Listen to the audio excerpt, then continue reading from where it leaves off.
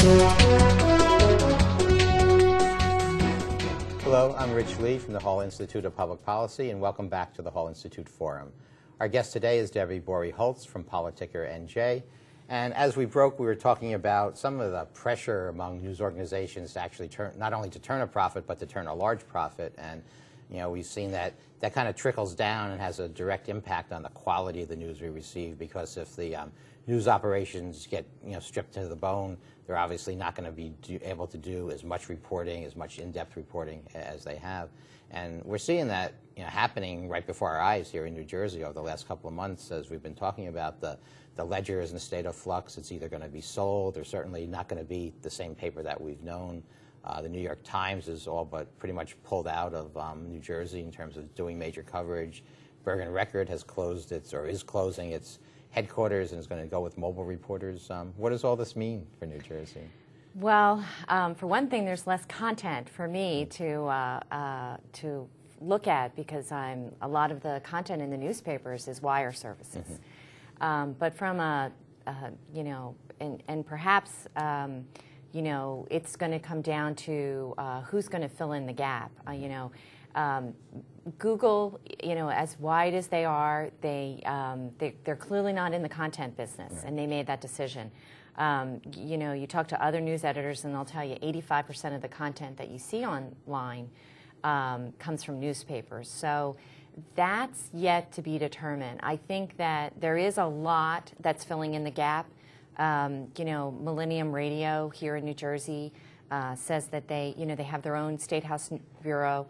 I've seen statistics where they claim that they actually reach more people than all the daily newspapers combined. Well, as a matter of fact, they sent me a little email about that. Yeah. So we're going to be doing something in the next, few weeks or months on the other media. Yeah. But they made that point that they have significant penetration beyond any daily circulating paper in the state, and that their numbers are growing, right. And that they're in half a dozen, they have half a dozen stations, and that they have their own newsroom in, I think, or 11 stations, half a dozen counties, and they've got local content and State House content, and that they're the ones to keep your eye on.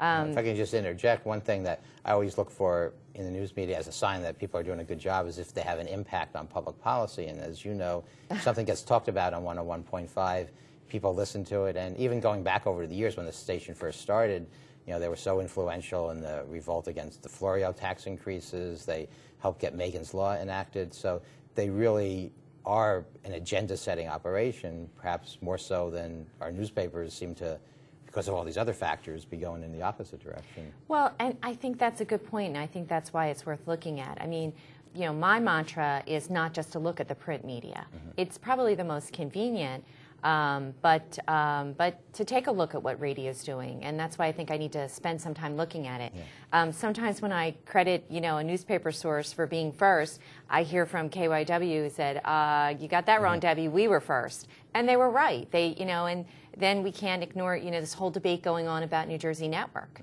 in the state, and whether it should be transitioned to a community license, and what should happen, and is there value in the news content that NJN produces. I haven't met anybody yet who tells me that just because it's a state license, they're not doing objective journalism, whether it's in the state or, again, the media experts. But that's going to be transitional. This is a big year for NJN coming up. They have a number of longtime employees who are leaving. That's right. They had buyouts. Their anchor went. Their news director went. Their senior correspondent, Michael Aaron, is serving as the interim news director there. And yet, because they're a state agency, they're under the freeze in terms of hiring. So how do you have to hire from within, and they lost some engineers. And their revenues have been cut by the state, appropriations, and they see that on the downward trend, not increasing. So they're trying to position themselves, differently going forward. And yet there's a whole great debate there.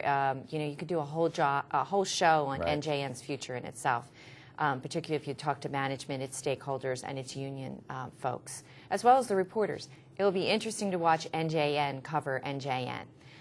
That'll be a real test for them. Yeah, But, you know, one of the other things back to newspapers is, you know, that's where Politicker NJ and Politicker.com in the other states feels that it will, you know, it's a niche that it's filling because, you know, we're hyper-local and our niche is political reporting. So all of our resources go to that. So in some ways, when the State House bureaus start to be diminished and the Washington bureaus go away completely, you know, we have, you know, reporters, so to speak, with their BlackBerries and their laptops that can go anywhere to do, you know, do the coverage, and that's the advantage. And you know, the vision is to be in 50 states and to build it from the ground up.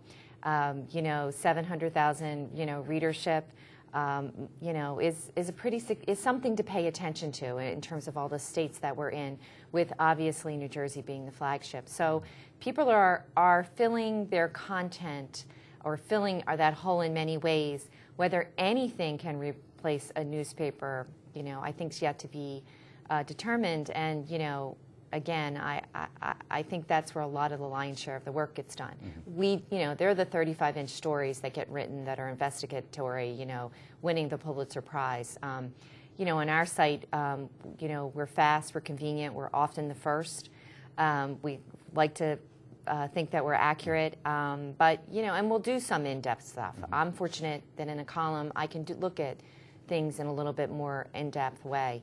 But you know, we're not providing all of the detail that you get in a, you know, in that newsprint. Right. One thing that, I mean, you are part of that process of filling, you know, all the holes in, and you know, a lot of what is on the internet is just repackaged or comments on other original content. You do have your own reporters, which I think is a good sign. And we're actually, believe it or not, nearing the end of our time, but I thank you for being here and for sharing your thoughts on what's happening in the world of media in New Jersey and beyond, and would encourage other people to keep watching, you know, to visit your site, which is, any of you who don't know, it's politicernj.com.